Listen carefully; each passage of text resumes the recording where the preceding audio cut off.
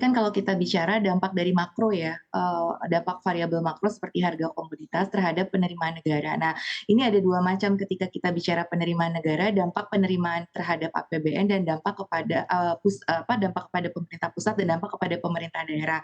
Nah, tadi, kalau saya lihat dari penjelasan Pak Adrianto, memang di sini ada masalah pemahaman ya dari publik sendiri ataupun dari pejabat daerah mengenai apakah one to one langsung dampak itu. Jadi ketika melihat bahwa oh harga komoditas naik, mereka merasa produksinya naik, kenapa kok DBH-nya tidak menaik seperti korelasinya tuh langsung one to one gitu.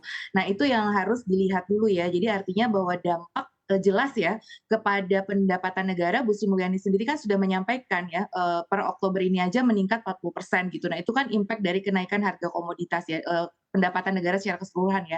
Nah, yang terkait dengan PNBP, kita lihat juga PNBP memang mengalami peningkatan yang cukup pesat. Nah, kemudian daerah berpikir bahwa ini harus langsung nih kita terima kenaikan itu langsung terasa begitu ya. Nah, itu yang mungkin perlu dilihat juga dari sisi formulasinya. Tapi kalau secara umum terkait dengan dampak dari harga komoditas terhadap penerimaan negara, baik pajak maupun bukan pajak itu jelas sekali dalam berbagai press conference yang disampaikan oleh Kementerian Keuangan, itu jelas ada peningkatan. Dan kami juga di BRI Dana Reksa melakukan modeling, itu memang kami juga menemukan signifikansi dari harga komoditas itu terhadap penerimaan negara. Jadi memang sudah lama secara historis kita lihat bahwa memang Indonesia ini penerimaan negaranya cukup tergantung kepada juga sisi komoditas ya seperti itu. Jadi memang tentunya itu berdampak sehingga untuk tahun depan misalkan di 2023 sendiri pemerintah sudah mengantisipasi dampak normalisasi harga komoditas terhadap penerimaan negara seperti itu. Nah, tapi bagaimana dengan pendapatan daerah?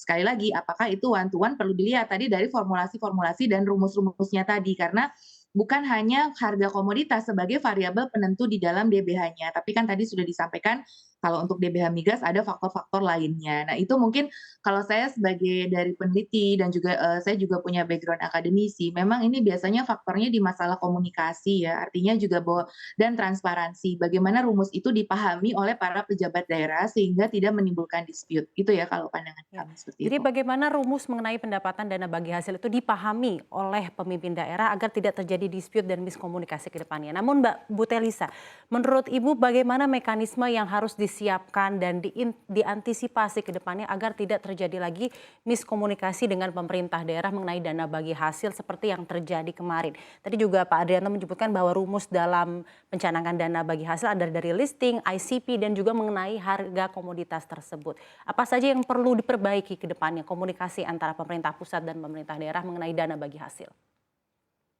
Iya, kebetulan saya, pernah 2016, sebagai lembaga think tank pemerintah ya, ini kita memang ada kajiannya juga nih reformasi DBH ya. Dari hasil kajian kami itu juga, sangat dalam ya, dan juga tentunya mendapat masukan ya dari berbagai pihak termasuk Kementerian Keuangan juga, dari Pemda kita banyak bicara juga dengan Pemda. Jadi, sebenarnya itu tadi ya, sebenarnya rumus ini tidak ada yang sempurna gitu. Ini udah berapa kali ini ada reformulasi semua ya DAU, DAK, DBH gitu ya. Jadi ini memang nah di undang-undang yang terakhir yaitu Undang-Undang HKPD yang disahkan pada 5 Januari 2022 sebetulnya kami melihat itu beberapa masukan di dalam kajian ini juga sudah follow up ya di dalam undang-undang yang terbaru. Jadi artinya setiap pembaruan undang-undang itu selalu berusaha diperbaiki, mendapatkan aspirasi dari daerah juga gitu. Jadi namun memang tidak pernah ada yang sempurna ya, apapun juga artinya bahwa, kadang daerah masih merasa ada ketidakadilan di sini.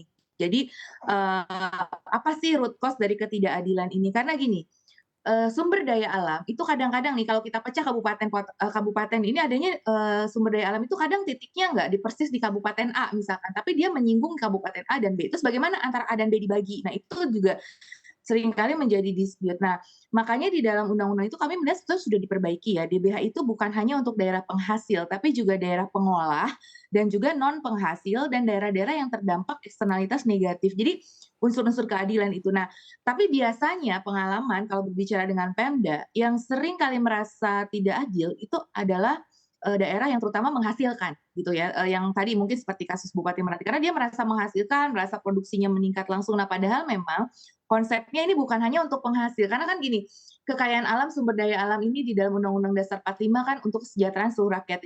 Jadi artinya juga bukan hanya rakyat di daerah yang ada sumber daya alamnya memang, tapi kan tetap ada pemerataan untuk daerah penghasil itu. Tapi kita juga harus berbagi dengan daerah pengolah, daerah yang terdampak sepanjang dia perjalanan. Kalau kita Baik, bicara value chain itu semua harus dipertimbangkan. Nah, jadi kalau menurut saya intinya adalah ini harus memang sudah berusaha oleh pemerintah juga diperbaiki ya, tapi baik. mungkin tadi masalah sosialisasi dan komunikasinya serta transparansi dari perhitungan ini. Jadi ya siapa tahu pejabat daerah juga belum terlalu memahami undang-undang HKPD yang Ya, ada seperti itu. Saya yakin Kemenkyu sudah melakukan komunikasi itu, tapi mungkin lebih perlu ditingkatkan lagi seperti itu.